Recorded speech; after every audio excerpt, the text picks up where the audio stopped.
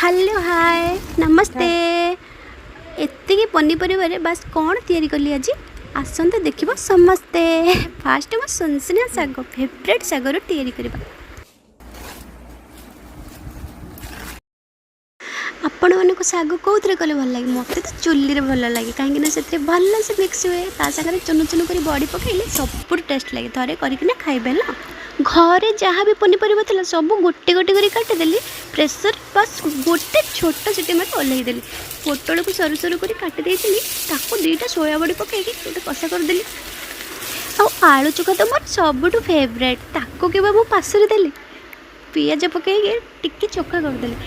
एतिकी टिके तेल रे एते सारा बड़ी भाजीदेली कहीं मुझे कंजूस थी।